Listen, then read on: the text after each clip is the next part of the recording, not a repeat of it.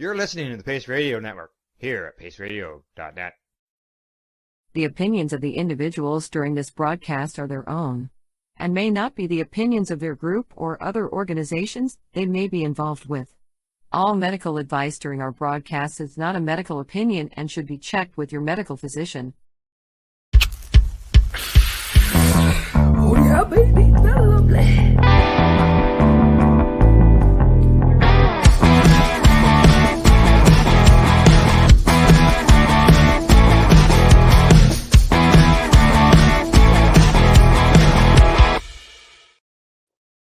Good morning, it's September the 11th, and welcome to Psychedelics and Cannabis Education News. Today with Rev Kelly and myself, Al Graham.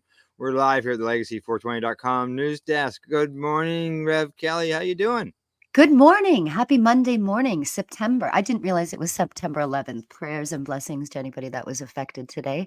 But it's a wonderful September morning. We've got some beautiful weather outside where we are. Looks like you have nice weather where you are. Yes, I've got some reflection going on here off the greenhouse. So I've got trying to get the shade in front of me.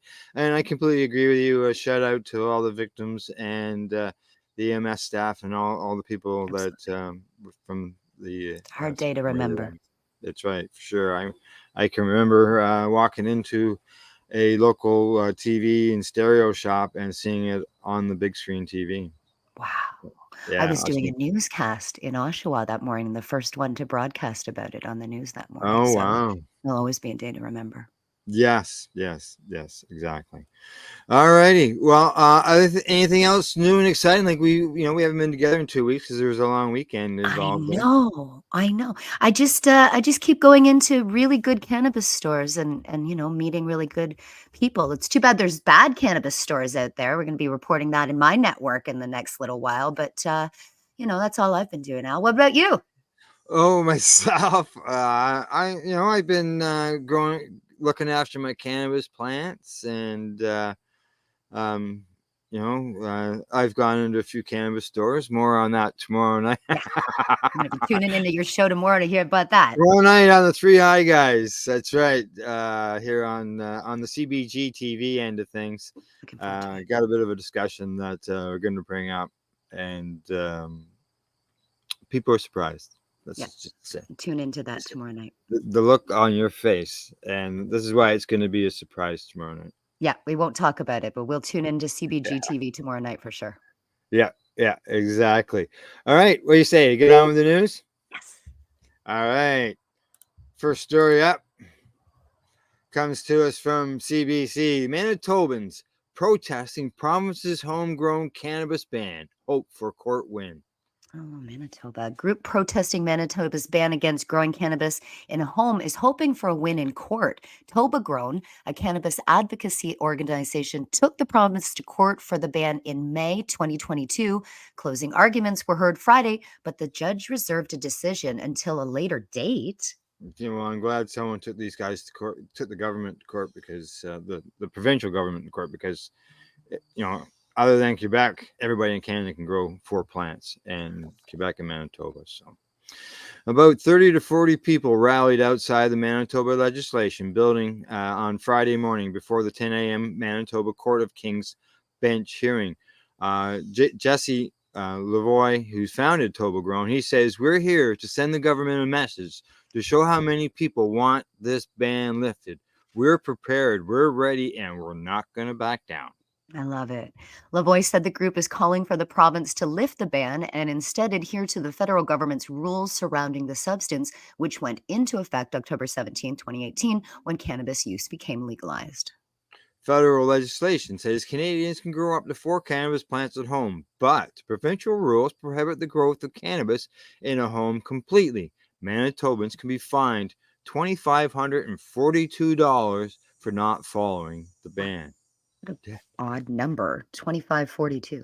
The federal government made it legal, and the provincial government took the rules they didn't like and made them illegal again, said Lavoie, adding that instating a fine recriminalizes the plan. It absolutely does. Good point.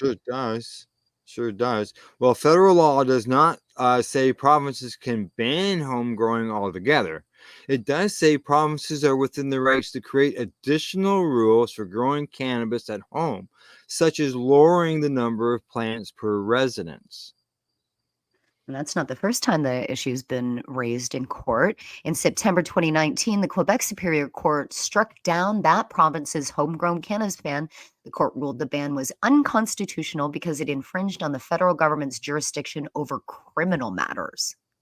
Yeah, we're hoping for a win, but we're ready to appeal if they lose, Lavoie says. Now, yeah, this is, I'm glad to see that they're fighting this in court, because that's ridiculous. That's their right. They're part of Canada, just like people in Quebec. Now, this is, they are two different situations as far as, like, to you and me, they just can't grow. But the Right. way that they were done are two different ways. And so in the Quebec situation, they lost at the Supreme Court. Well, Yeah. the citizens lost, the residents lost, the province won, so they're toast there. Right. But this one here in Manitoba, it's done a little bit different. So hopefully, There might be a what chance. they'll probably do if they've been watching the federal government, especially Health Canada, when it comes to the cannabis laws, what they will do in order to become compliant, they will basically allow one plant, Just one. just Just one. one. Correct. Okay, well, Yeah. but they don't I have a cap on the size, right? They just Yeah. say one plant. Yeah, because as it said, they can reduce the numbers. So in order to become Right. compliant with the law, they'll allow them to grow one plant. One is better than nothing. It's still not 4, but it's better than nothing. No. Last week, I visited some plants that were trees. That's why I say, okay, well, that's fine. Let me grow one plant. I'll grow it the size of a tree, right? I didn't see you here. We'll work around that. I'll have to send you a video. All right, on to the next story. This one comes to us from Stratcan. Headline says, proposal to abolish medical cannabis tax fails to become Conservative Party policy. What? Yeah, it failed at the convention over the weekend. The proposal would have called the Conservative Party of Canada to adopt a policy that would abolish the excise tax on medical cannabis, fostering compassionate patient care and promoting its potential as a made in Canada safer alternative to addictive opiates. Policy 1849 had passed the first stage of voting and was then heard as a regional priority from New Brunswick in a breakout session on Friday. However, the proposal did not make it past that stage. Had it passed, it would have had a chance to proceed to the convention floor for a final vote on Saturday. Now, Tanner Stewart, who helped bring the proposal forward, says he is disappointed that the proposal didn't make it to the floor, but feels it was still a worthwhile effort to spread awareness of the issue. Stewart is the founder of Stewart Farms, a cannabis producer in St. Stephen, New Brunswick. This weekend, I stood with two great men, veteran Trapper Kane and MP Scott Reed, at the CPC policy convention in Quebec, and moved the conversation forward on making medical cannabis more affordable for Canadians, Stewart told Stratcan. He went on to say that we supported a policy to abolish the tax on medical cannabis. Now, I got to stop this right there, Kelly, before you go on. I find that very misleading because all they're eliminating is the excise tax. Yes, yes. They are not eliminating all taxes. Right. Okay, I so think I they want find that to. very They wish they misleading. could, but Correct. now we're only talking about excise. Correct. Right. Correct. Now, the policy is with it. While the policy in its current form didn't make it through, we found lots of support and moved the needle forward. There's a lot of work to be done in battling 100 years of demonization of one of the most safe and useful medicinal drugs on earth. MP Scott Reed is Conservative MP representing Frontenac, Kingston in Ontario, and he was the only Conservative to vote in support of the Liberals' legalization plan back in 2018. He has said he was punished for crossing the party line on the issue, which the Conservatives had otherwise staunchly opposed. Trapper Kane, a veteran of the Canadian Armed Forces and director of the St. Croix New Brunswick Progressive Conservative Association, has helped bring the policy to the convention as well. Kane, who served as a paratrooper, was seriously injured in a mid-air collision, leading to issues with chronic pain, PTSD, and co-founded the Canadian Army Veterans Motorcycle Unit. Told Strachan last week that without cannabis, he would never have been able to take part in such events. It was the medical cannabis that got me out of the dark spots I was in and helped me ignore the pain and to get myself on a motorcycle, he's quoted as saying. He says, medicine is essential. In my experience as a veteran of the Canadian Armed Forces, I was both crippled physically and I suffer from post-traumatic stress injury. So cannabis for me is a lifesaver. This is a medicine and it's brutally taxed already and we need to make that go away. Exactly.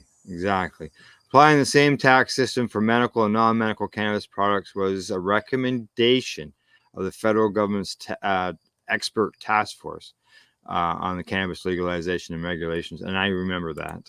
Wow. Yeah. It should never have. Patients should not be being taxed for cannabis. No. This, like I said, this would have just eliminated the excise tax, which is something, but I really believed it was an opportunity to eliminate all taxes off of medical cannabis. Yes, please. It's a medicine. We don't tax other medicines. No. Just this one. Just this medicine. The most important one. Correct. Yeah, great. So, all right, on to our next story. And this headline from MJ Biz Daily says Massachusetts adult use marijuana sales hit $5 billion. This blew my mind. That's one state. Right? Where the executive director of the state's Cannabis Control Commission shot down an earlier announcement that he's resigning. Okay. Now he wants to stay. Massachusetts cannabis regulators say sales have not slowed as more northern states have implemented adult use programs, according to Worcester Business Journal. That's insane. In January, the state reached the $4 billion milestone since adult use sales began in November 2018. And according to the Business Journal, regulators noted that the state's recreational retailers took in $1 billion between January and August, the fastest that licensed sellers have generated that much in sales. What? $1 billion in 8 months in one state, Al. In one state. Yeah. Wow. Yeah. Massachusetts continues to hit record sales, even as other states have come online, according to Sean Collins, who's the executive director of the Cannabis Control Commission. He says, in fact, our neighboring states, Maine, Rhode Island, and Connecticut, also had record sales this summer. Yes. And it's still federally illegal down there. How can they not legalize cannabis with billions of dollars coming in?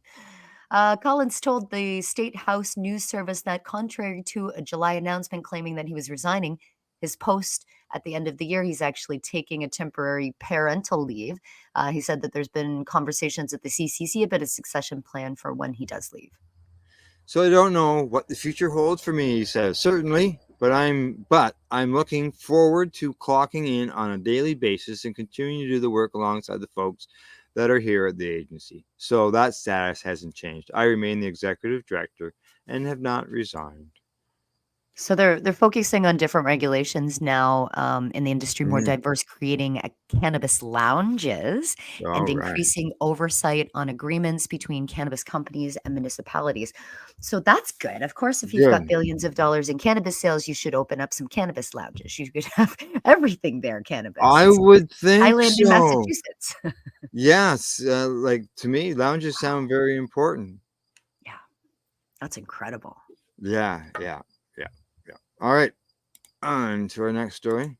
And this time we're going to head to the West Coast, down on the south end of it. And that takes us to the marijuana moment story.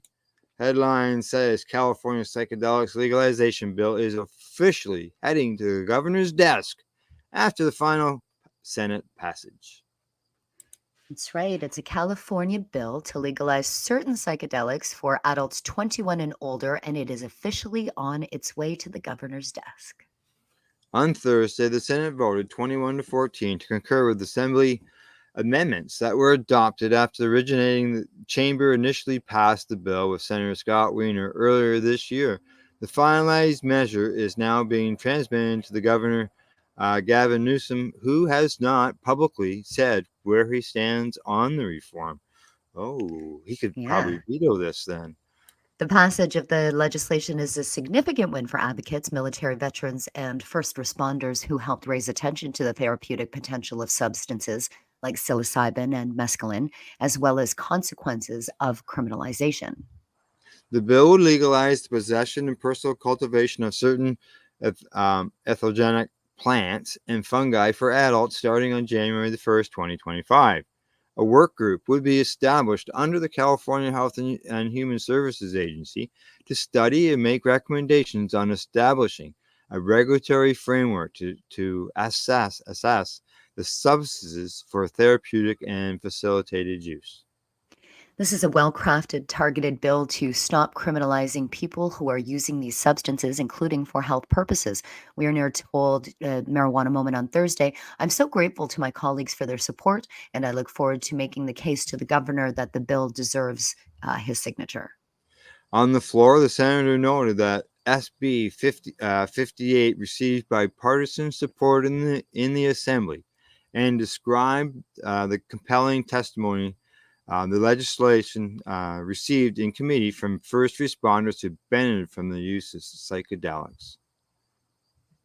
Newsom has long criticized the war on drugs and was among the most prominent politicians to champion adult use cannabis legalization at a time when the other elected officials shied away from embracing reform. But his position on psychedelics is unknown, and he's also faced criticism from reform advocates after voting a bill last year that would have established a pilot program for safe drug consumption sites in the state. That measure was also sponsored by Wiener. Yeah, the word voting is actually vetoed. He vetoed that Oh, he bill. vetoed it. He vetoed a bill last year for safe drug consumption sites. So this is why they're probably concerned, because he hasn't publicly said what he thinks about this present bill. Jeez. Yeah, we respect the legislative process and don't typically comment on pending legislation. A spokesman for Newsom says the governor will evaluate the bill on its merit when it reaches his desk. The legislation was amended in several ways in the assembly. For example, ibogaine was removed from the list of drugs that would be legal to possess and cultivate. The possession limit was also reduced as from amounts in the original Senate bill, and the effective date of the legislation provisions were pushed back until 2025 to give the work group time to develop recommendations for a regulatory framework. The allowable amount section of the bill, as amended, allows for the following psychedelics possession limits: mescaline, 4 grams, DMT, 1 gram, psilocybin, 1 gram or up to 1 ounce of a plant or fungi containing psilocybin, psilocin, 1 gram or up to 1 ounce of a plant or fungi containing it. I find it interesting that there's no ayahuasca, and I also find it very interesting that they removed the ibogaine completely from it. I'd like to know why. Yeah, It also yeah. says that, right? It's interesting that they've broken it down from And only mescaline, 1 DMT, gram. psilocybin, yeah. Well, I guess Amount of go ahead. Sorry. no, go ahead. No, I was gonna say it only was 1 gram of psilocybin, but then I realized no, up to 1 ounce of a plant or fungi. So you're allowed 1 ounce of Yeah. mushrooms. Yes. But what does it mean 1 gram or up to? It's very interesting, but between their 1 and maybe because mushrooms come in different weights, I just it's very interesting how they've broken it down. I'm Mm. very curious why they removed some and added the breakdown of this. Yeah. Right? It's that adults could possess an amount of spores or mycelium capable of producing an allowable amount of a plant or fungi which contain a controlled substance that would be legalized under the bill. How are they breaking it down? That's and it's the amount of Yeah. spores. It's interesting because it also is by person too. So, 1 gram would affect one person, 1 gram wouldn't affect another person. So Yeah. Exactly. I'm really interested how they're breaking this down because it's leading the way for when we do it here, right? Sure. Oh yeah, for sure. Beside personal possession and cultivation being legalized, the bill would also specifically provide for community-based healing involving the ethogenic substances It previously included group counseling as well, but an author's amendment that was adopted in June removed all references to counseling. It also made a series of technical changes to clean up the legislation. So it's good to see that they're allowing cultivation, not just the possession of it. For sure. The legislation provisions around the transfer of covered psychedelics within remuneration were also recently revised, making it so people could share the substances within the context of therapeutic or facilitated use. Advocates had hoped that gifting would be more broadly legalized outside of regulated settings, but it appears that would remain prohibited without further legislative action. Well, that's too bad. Sounds like for services, circles, and you'd want to be Yeah. able to gift it, but no. Yeah.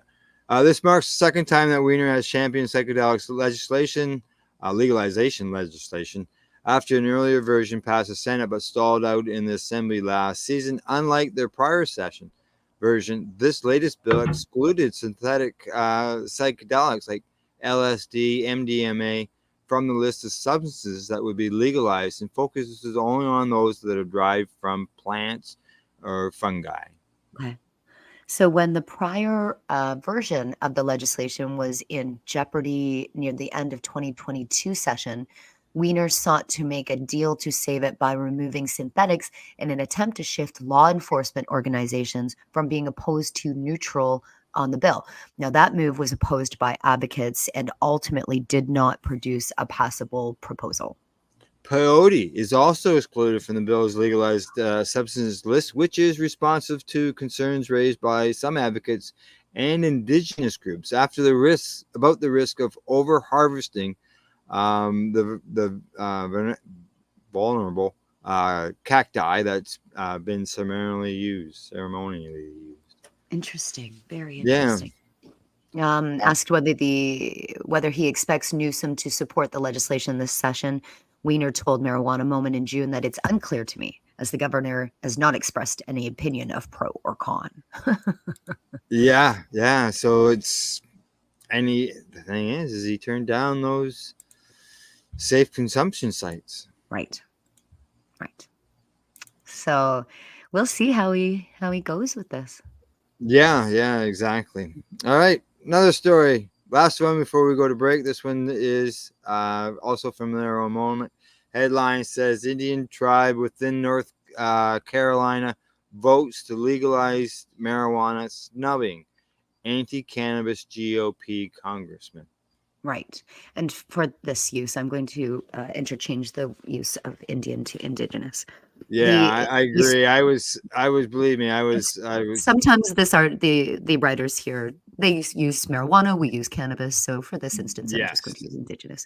The Eastern Band of Cherokee Indigenous passed a referendum Thursday in favor of legalizing cannabis, becoming the first jurisdiction within the borders of North Carolina or any of its surrounding states to commit to the policy change, but it will be a while before would-be customers can make a purchase. According to unofficial results posted by the EBCI's Board of Elections, members approved the measure by a margin of 70% to 30%, although the referendum does not legalize cannabis automatically. Leaders have said they will follow the voters' lead when they ultimately take up the issue. Now, the referendum asked the tribe's enrolled members, do you support legalizing the possession and use of cannabis for persons who are at least 21 years old and require the EBCI Tribal Council to develop the legislation to regulate the market? Yeah. Passage of the measure is simultaneously an insertion of the tribe's autonomy and a calculated risk. Some Republicans, including U.S. Rep. Chuck Edwards, had warned the tribe against legalization. Ahead of the election, Edwards authored an op-ed in the tribal news publication Cherokee One Feather, in which he said legalization of the tribal land would be irresponsible, and I intend to stop it. EBCI Principal Chief Richard G. Sneed called the move a big misstep. He told the Marijuana Moment that he believed pushback from Edwards and others may have emboldened tribal members to support the measure. The worst thing that a non-Aboriginal elected official can do is tell a sovereign, federally recognized Aboriginal tribe how they ought to handle their business. Edwards last week followed up on his threat by introducing in Congress the Stop Pot Act, which would cut 10% in federal transportation funding from all tribal governments, as well as U.S. states with legal recreational cannabis. Wow. Yeah. Like, what's with this guy? But EBCI isn't flinching. I can tell you that in D.C. right now, a bill like that would go nowhere, Sneed says. Now, Rob Perot, founder of the Indigenous Cannabis Industry Association, applauded the tribe's handling of the measure. How EBCI has approached referendum and determined their course of action is a great example of what sovereignty can look like when it's done in a good way. This is just one small aspect of their government. This is a powerful opportunity to showcase what that actually means for government to government relations in an emerging industry. Now, Perot noted that while the vote may be over, the next steps might be even harder. We will continue to monitor and be there for them, he says. And as they have a lot to navigate and the roadblocks they've encountered in pursuing this initiative, specifically around the feasibility of jurisdictional issues surrounding transportation, may still be looming. Marijuana legalization in EBCI's 57,000 acre Quola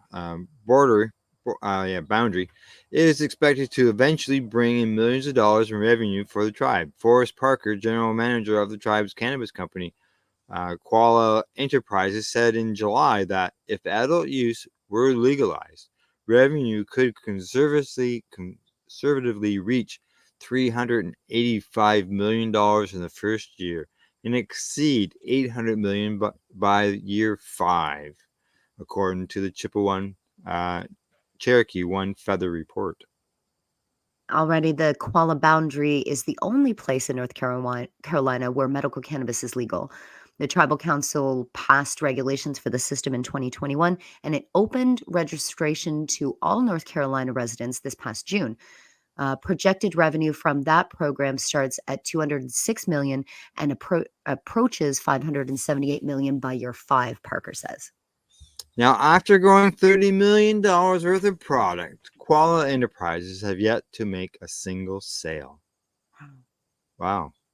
Instead, the tribe has run into numerous delays over obstacles such as cannabis transportation, lab testing, and banking. Oh, jeez.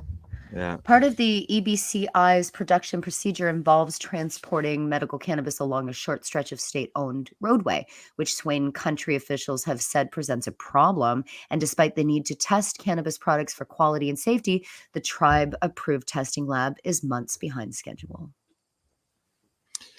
Let's see where Snead has attributed the issues to a lack of foresight by the tribe's non-native vendor.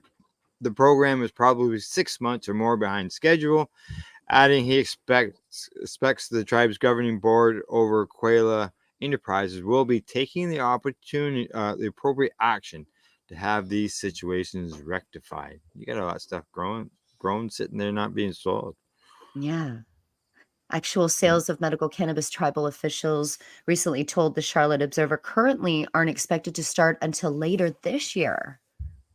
What are they going to do with all that cannabis? Yeah. This is quite a long story. Yeah. And but at least we know that this is going to go on. Yeah. We will obviously keep an eye on that. And like this, what's with this guy going around trying to shut them down? I know. Like you got land rights, you got this sovereign rights. Like yeah. This doesn't make sense. Don't matter to that colonizer. Yeah, it sure doesn't. All right. Well, it's time for you and me to take a break, medication time.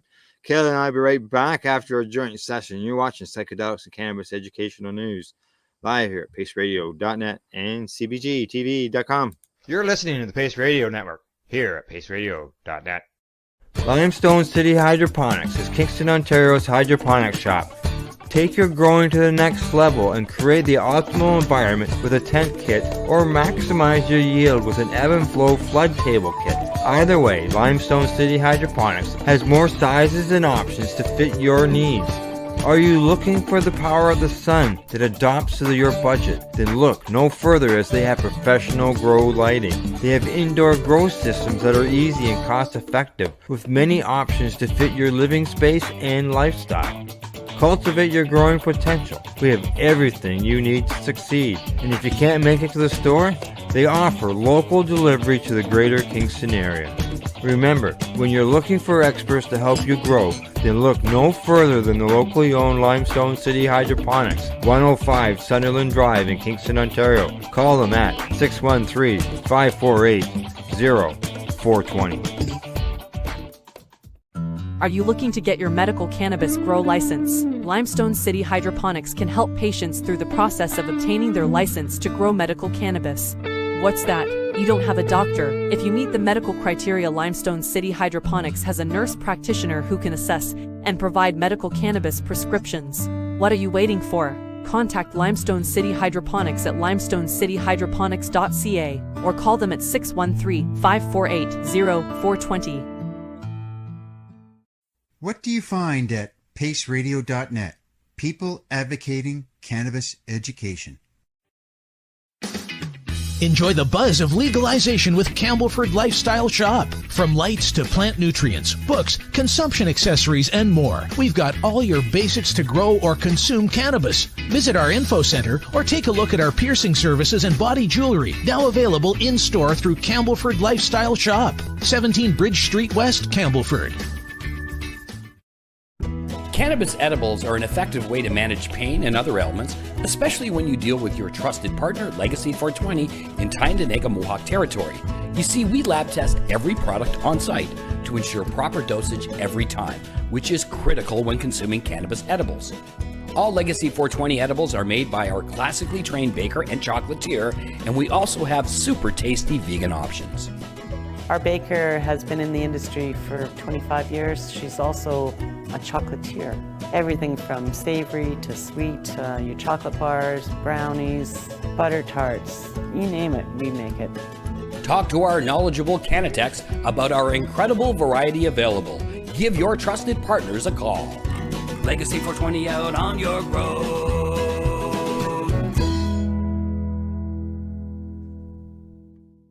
You're listening to the Pace Radio Network here at paceradio.net. And we're back from our medication session. Actually, mine's still burning here in the ashtray. You're live. We're live with Psychedelics Cannabis Education and News. Well, Rev Kelly, what do you think? Time for 5 more stories. Time for 5 more stories. Let's get at her. First one up. The importance of consumption spaces. And this comes to us from the Cannabis Life Network. Canada's federal and many provincial governments have neglected the importance of cannabis consumption spaces. That's according to a case study published in Contemporary Drug Problems. Its authors looked at the Victoria Cannabis Buyers Club, particularly the consumption space known as the box. The study found numerous benefits to a medical cannabis smoking lounge, benefits that had either been ignored or glossed over by policymakers and specific actors in the public health field.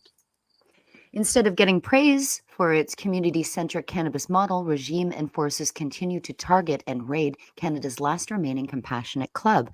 As such, VCBC's consumption lounge is no longer available after changing locations this past February. Hopefully, this study lands on the desk of an influential bureaucrat because of the importance of cannabis consumption spaces go beyond convenience and health. It's about safety and the rights of patients. Now, smoking remains the preferred mode of consumption for people who medicate for chronic illness or chronic symptoms. That's from Dr. Gagnon, lead author of the study, and he told CLN by phone that so for them, having a place to smoke is incredibly important. Oh, big time, especially when you look at people who travel to Toronto, for example, to go to the hospitals for the cancer things, treatment, so on and so forth. I know a guy who did that. And he drove in there and he always went to a cannabis lounge while he was there, a place for him to go medicate. Right. You know, especially in the wintertime. right? The You can case stay study, in place. Go ahead. yeah, the case study examines how community-based cannabis clubs like the VCBC provide low-income individuals with a safe place to consume. Often, these people live in housing or apartments that restricts smoking. Just you think, even people who have $1 million condos can't even Yeah, smoke in them they because of cannot. They no, have to go off the property. They can't even smoke yeah, on their property. They have to leave the property in order to consume any yeah, smoking. Now, the research everybody's a smoker. suggests that Go right, ahead. that cannabis consumption spaces are essential for public health, harm reduction, and wellness. Dr. Gagnon and the other authors emphasize the need for fair and inclusive approaches. While conventional approaches consider smoking unsafe, Dr. Gagnon proudly defines safety. She says there are risks to getting evicted, even with the approval of your physician and all their paperwork in order. A medical cannabis patient can still be left without a place to consume. This is the kind of safety that I also wanted to include because it is very important to people, Dr. Gagnon says. Like the people behind the VCBC, Dr. Gagnon is less enthusiastic about legislation efforts so far. She criticizes the focus on recreational markets that have more or less thrown medical cannabis patients under the bus. Oh, Absolutely. yeah. She says, all the places that people used to go to, like dispensaries and compassion clubs and bar clubs, they've all been closed. So there's been like this erasure of previously well established and kind of self regulated access points with consumption spaces. Exactly. That's how they were. They were self regulated. Toronto had a dozen of them. We had 20 of them here in the province until legalization came. Wow. Look now. Yeah. Why have the public health authorities ignored the importance of cannabis consumption spaces? According to Dr. Gagnon, it's because they don't like smoke. The moment that there is smoke involved, it's all about wanting to turn people away from smoking. But I really do think if we take a closer look from a harm reduction and public health perspective, there's some serious benefits of this population that can't ignore. VCBC founder Ted Smith agrees the importance of cannabis consumption spaces is valuable. He says, we've got a lot of discussion happening amongst politicians and other people about it, he told CLN. Ultimately, the health authorities are not moving ahead in any way towards public consumption of cannabis. No. Although it's an uphill battle, Dr. Gagnon thinks we can reverse course. Harm reduction strategies are in place for safe crack smoking and safe injection. Dr. Gagnon envisions best practices in terms of designing safer inhalation spaces that are good for staff. She points to examples in Europe and legal U.S. states where many jurisdictions craft legalization efforts so as not to undermine existing medical regimes. But in Canada, our public health authorities ignore the importance of cannabis consumption spaces. I think this is very much ideological, Dr. Gagnon says. I think in their mind, they just think tobacco. So they're taking that approach to cannabis. Yeah. Oh, yeah. I think we're not now seeing the effects of that, says Dr. Gagnon. And this is where governments, I think, are really failing. Governments don't have to choose between profitable forays in cannabis consumption lounges and important community-based medical cannabis spaces. And that's the false dichotomy that they're giving themselves, where Dr. Gagnon and others worked on this paper. The BC government did its own internal review on consumption spaces. And the BC government is looking at a commercial model. A model, Dr. Gagnon says, that is for middle-class homeowner instead of the poor and marginalized.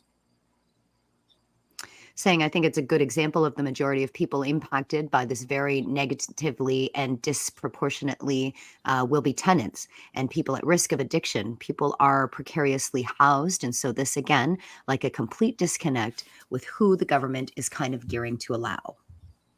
Ted puts it quite bluntly. I think doctors feel really dumb for having once been endorsed tobacco, and now they have to admit they were wrong about this all along as well. I think that's really hard for them. Oh, yeah. I like that.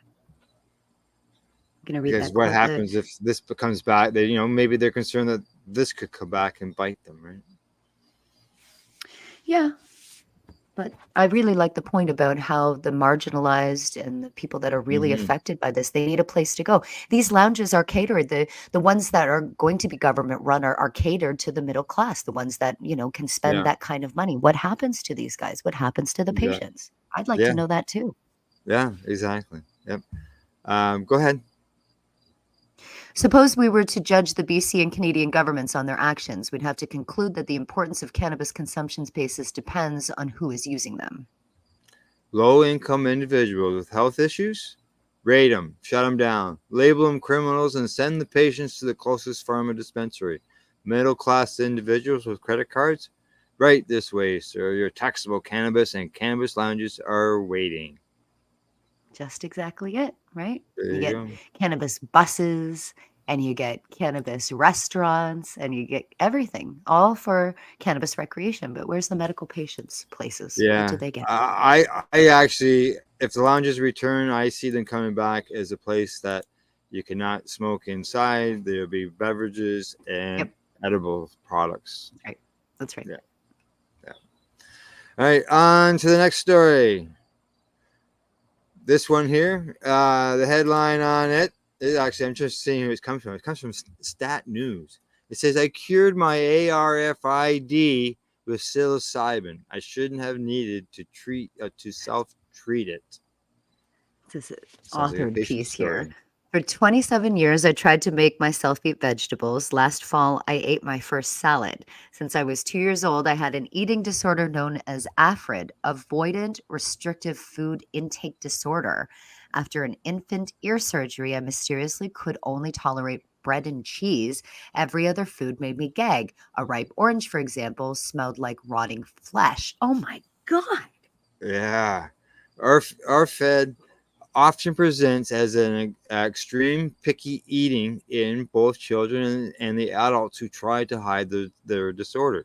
Because of extensive exposure therapy throughout my childhood, I understood my diagnosis and feared how it would affect my health as I aged. But no matter what I tried, my ARFID wouldn't go away. Many adults with it learn to cope with the anxiety and fear they associate with food, but a cure seems off the menu. Research focuses mostly on children, with one study estimating that it affects up to 3.2% of people between 8 and 13 years old. Data on ARFID beyond adolescence is incomplete, so adults are left to navigate limited resources that lump many varieties of the condition, both in terms of what they eat can, and how they got it under the same name. Some patients experience ARFID alongside an autism or obsessive compulsive disorder diagnosis. For others, ARFID stems from a traumatic experience that forever changes their relationship with food. Wow. Yeah, I mean, that's why we have education is because I've never even heard of this, but I can understand the picky eater thing. Sure. I was accused of that. In my case, after an ear surgery, I began to feel disgusted by most edible tastes, smells, and textures. I don't know whether this was a toddler coping mechanism, a development hurdle I got stuck in, or if a surgeon assessing my eustachian tubes through my mouth literally changed my senses, but my family witnessed my diet and life change. My ARFID grew with me into my adulthood. I patient hopped between in network anxiety focused therapists and out of network ARFID specialists to process my emotions about food, to alleviate social anxiety from years of missing meals with family and friends, and to practice exposure therapy.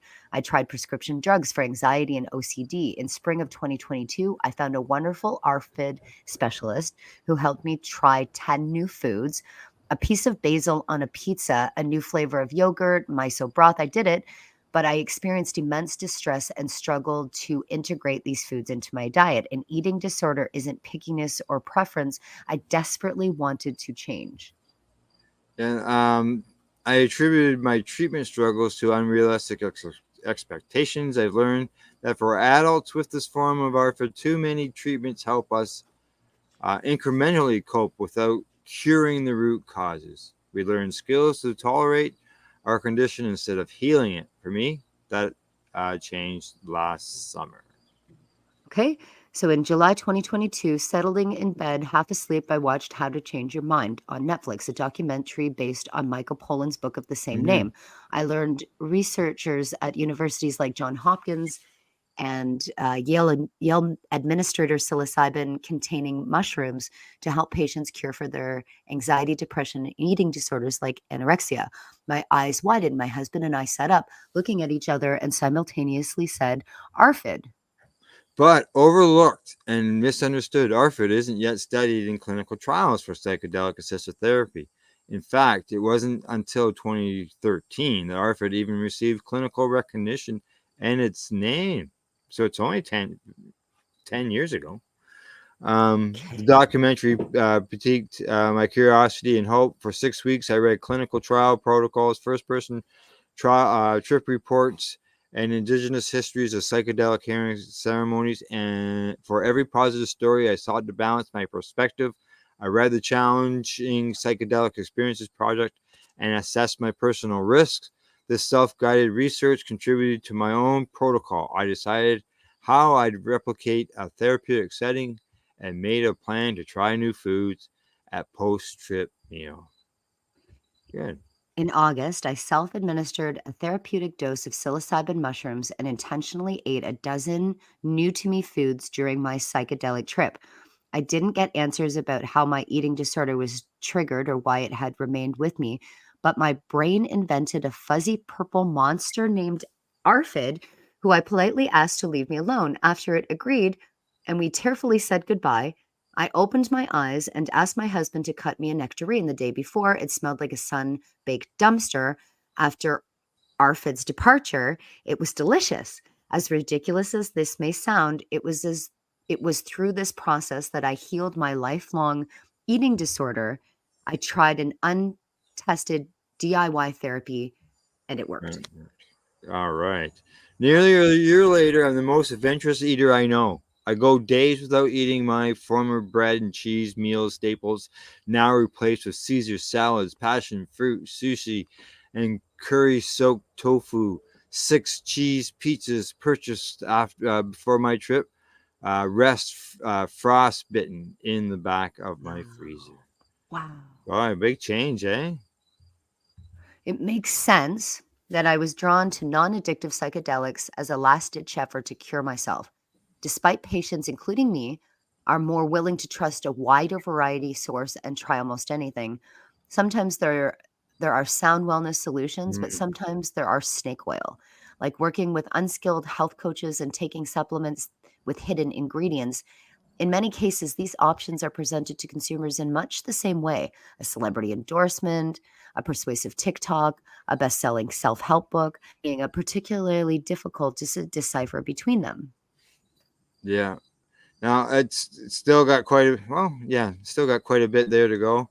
Yeah, I'm gonna wrap things up there, but it was good talks to about see um, that they were able to make a change by using the yeah, psychedelics and get away get rid of from that big purple monster. the big purple monster. Exactly. Yep. It All worked. right. Yeah, we got 3 more stories to still cover. Uh, Next one up is right there.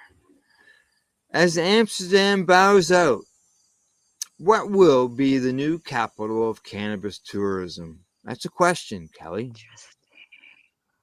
Wow. What do you think? Let's read Amsterdam on. has dominated cannabis tourism for 40 years, but now it's stepping back from this multi-billion-dollar industry, creating opportunities for emerging cannabis destinations in Asia, Africa, and the Americas. New rules in the Dutch city's central tourist area limit alcohol sales, require bars to close earlier, and impose a fine for public cannabis smoking. Oh, I just got a breeze. Amsterdam Mayor Femke Halsema has told the media that marijuana tourism is a blight on the city, fostering crime and public disorder, and has proposed banning foreigners from its cannabis cafes. Since the Netherlands decriminalized cannabis in 1976, it's been a bucket list destination for cannabis enthusiasts. Tourism experts say Amsterdam's new policies could alter the globe cannabis tourism industry, recently estimated by Forbes to be worth $17 billion annually. Thailand, South Africa, Uruguay, Jamaica, Malta, Mexico, Canada, number 8 here on the list, and United States have loosened their cannabis laws, which could increasingly attract tourists. Mhm. Experts are predicting Germany may also enter this equation as it will soon legalize cannabis. Leading the pack of potential Amsterdam successors is Thailand. Long renowned for strict drug laws, the Asian nation legalized cannabis use last year and now has thousands of dispensaries. It is swiftly becoming a major cannabis destination, says Michael Reagan, tourism lecturer at Scotland's Caledonian University. Thailand is a freewheeling environment at the moment with very little restriction on consumption by tourists, says O'Regan, an expert in cannabis tourism. The country is attracting cannabis tourists across the Asian region and may increasingly attract Europeans. Visitors are the main customers of Thailand's cannabis store, says Madal Menichin, a spokesperson from Thailand, a website cataloging these destinations. Popular Thai locations include Bangkok, Phuket, that's what it says, Koh Samui, and Chiang Mai. Each may have many shops where tourists can freely buy the cannabis. More than 1 million Thai residents have registered to grow cannabis legally, says the assistant professor of tourism at Bangkok University, but he warns that Thailand's cannabis laws are complicated. Legal cannabis products there cannot contain more than 0.2% THC. So why would a tourist want to go to a place where you can buy just hemp, basically? I think because they don't follow those rules necessarily. I know that they don't. Yeah. From the articles that we've read, but yeah. There's a very low level of recreational cannabis. California dispensaries sell cannabis with 35% THC. I think we need a firm guideline and regulation on where and how cannabis should be sold or distributed here, where before Thailand could become a capital, cannabis capital, according to Fact Far. By comparison, Germany is unlikely to embrace cannabis tourism if it legalizes the drug, according to them. It says Julius Engerer from German Institute for Tourism Research. Politicians in favor of liberalization of cannabis are keen to explain there will be no cannabis tourism as a result of the proposed new law. They explicitly point to the Netherlands as a model to be avoided. Under the new law, cannabis shall only be available for purchase in limited quantities and for own consumption by persons who are registered in so-called cannabis clubs, which will make purchases difficult for international tourists. No European destination will rush to become the next Amsterdam, says O'Regan. I don't think any city wants to repeat the same experience and have tourists fly from across the region to consume drugs, he says. Barcelona was using a similar club model as Germany has proposed, and many clubs were open to tourists. However, this has led to proliferation of clubs and recruiters who approach tourists to sell club memberships and led to a recent crackdown in Barcelona on all clubs. Wow. Like, this doesn't make sense to me. I don't know. It's a really long article, and it's such a good one, too. I wish that we had taken more time with it. Yeah, exactly. But we don't have time for that. No, but it's really important and a really important conversation. Yeah. We should be bringing people to Canada, but we don't have lounges for them to consume their cannabis in, right? Right. We need lounges. Come on. All right, this story here is interesting. Thorough Today, Pelham, looking for odor professional to investigate cannabis stench. Pelham Town Council returned Wednesday to its first full in-person meeting inside Town Hall chambers since March 2020 with a packed public gallery regarding concerns over cannabis producer Redican. Council ultimately voted to establish a new working group tentatively called the Redican Community Liaison Committee and authorized a $25,000 expenditure to hire an independent odor professional to monitor the facility more closely. However, this was not before the chair of the former Cannabis Control Committee, Tim Nohara, made a detailed presentation to council and effectively took issue with how town staff have handled odor complaints emanating from Redican's Foss Road facility over the last few years. He says, I wish to clear up a misunderstanding propagated by staff who seem to believe that using a nasal radar ranger and measuring 6 odor units at the Redican property line is the basis for substantiating a complaint. This is not the case.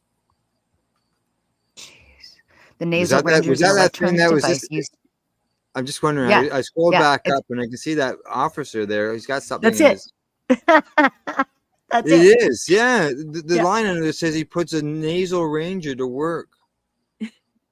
It's an electronic device used to measure the potency of a specific odor in the air. That's what it is. Nohara cited a quote from engineer Phil Gard, the odor professional consulted by the former CCC, who basically implied that bylaw enforcement staff cannot be expected to do this particular job properly. What if there's a skunk that's sprayed in the area, guys? What if there's just a grow? What if somebody's just growing a plant? Like, I don't know. How can they make this have weight or measure on anything? I don't know. It's not a job for. Look, it's not a job for a non-professional. It's a job for bylaw enforcement. That's what it says down there. Yes, exactly. It's a Saturday Night Live sketch to me. This is hilarious.